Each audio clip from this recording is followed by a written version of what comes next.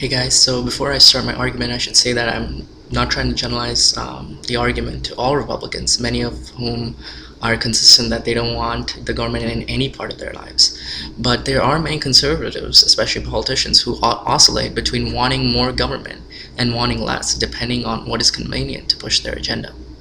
Here's an example from a blog posted on the conservative website freerepublic.com entitled Obama Sheltered BP's Deepwater Horizon Rig from Regulatory Requirement. The Drudge Report also posted it, but since their main pages changes constantly, I can't link to it, but I can link to the Free Republic one, so you can check it out.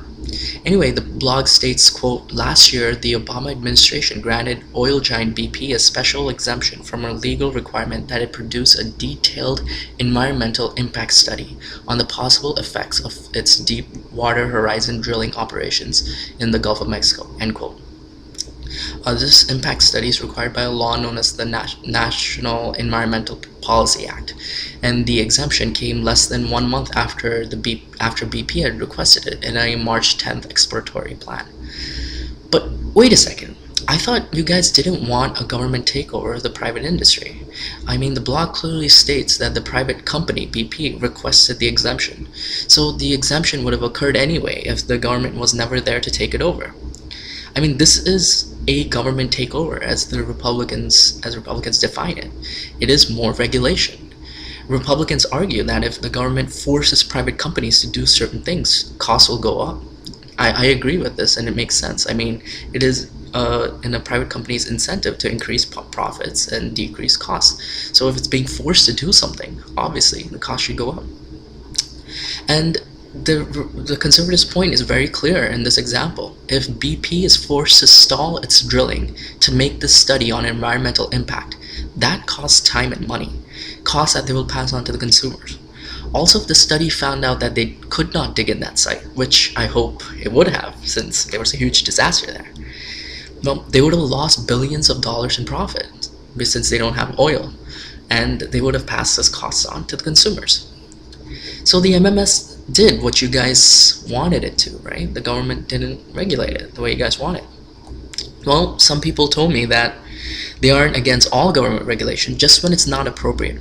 Well, that's great. I agree with you guys. So we can have a conversation about each situation where it's appropriate, what the law actually means, and what the impact of law are, right? But you'll see that that doesn't happen a lot, as you'll see in this clip from Fox News that I attached, where Megyn Kelly is talking about net neutrality. She says, quote, a lot of people are concerned that the government is taking control of more and more of our lives. Now Uncle Sam is pushing to exert more control over the internet. Is that something we really want? End quote. Well, despite the fear-mongering, is it? I mean, I thought not all types of government takeover is bad, right? Obviously, the government takeover in BP's case is good. So how do we know whether the takeover is good or bad until Megyn Kelly, you tell us what the details are? Of course, she never tells us the details, and she makes it seem as if any government takeover is bad by using these general, broad statements. She then introduces Jim Harper from the Cato Institute as being, quote, against more government regulation, end quote. Wait, what? In what cases? I thought it was appropriate in some cases, but his introduction makes it seem as if he's against it in all cases, and he doesn't seem to question this. She then says, quote, the Obama administration, Megyn Kelly does, the Obama administration is pushing more control over the internet, and asks Josh Silver, the Democrat, quote, why should the FCC get involved in anything that has to do with the internet? Well, Megyn Kelly, should you be asking whether it is an appropriate situation to take control or not? Why don't you specify what exactly they're trying to take over? I mean, when you say anything, it makes it seem as if all government takeover is bad. Any government takeover is bad. Poor Josh Silver. He tries to explain that the takeover is simply more regulation to control internet service providers, not the actual internet, so that the providers don't bias the cost to censor people that disagree with them. Well, all of this in convenient detail, Megyn Kelly waves away by describing net neutrality as thus. This is the beginning of a push by the Obama administration to control the internet to some extent, more so than they have in the past, end quote. What? Again, some extent. isn't a bad thing, is it? I mean, isn't controlling BP to some extent a good thing? What is that extent? Why did she never actually describe what the bill states? And why is she using all these words like control as if it's fear mongering? This is the same kind of nonsense that John McCain used to pull up until the stock market crash. He used to say, "I'm fundamentally a deregulator." What the hell does that mean? In what instances, John? Would you fundamentally deregulate the oil industry so they don't have to do all these time-consuming, costly environmental impact studies? It's also the same nonsense with healthcare. In a How the World Works debate with Cenk Uygur from the Young Turks, How the World Works says that getting rid of the FDA will lower the price of drugs. Again, I agree with them. This is true, just like it's true with the BP scenario.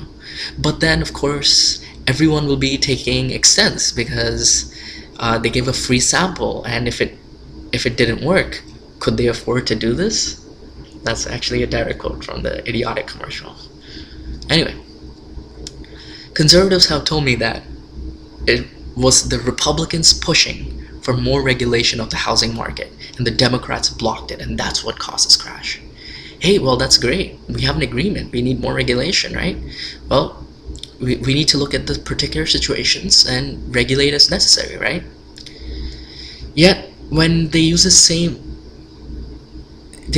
argument that we shouldn't regulate the banks with the CFPA because that increases costs and they will pass the costs on to the consumer.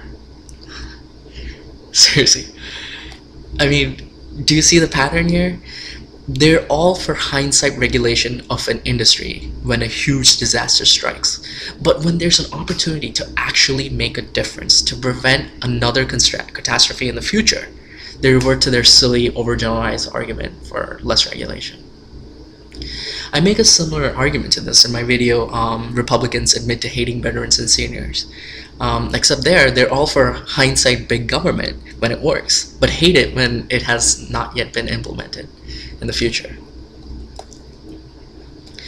Now, the only valid argument against regulations in general that liberals favor is that the government is so corrupt that it never ends up actually following through with the regulation.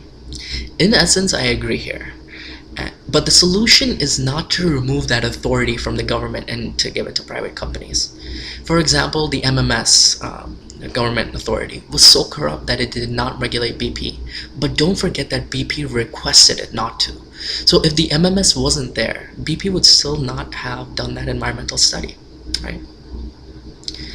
So the result is the same both with a weak government as it is with no government.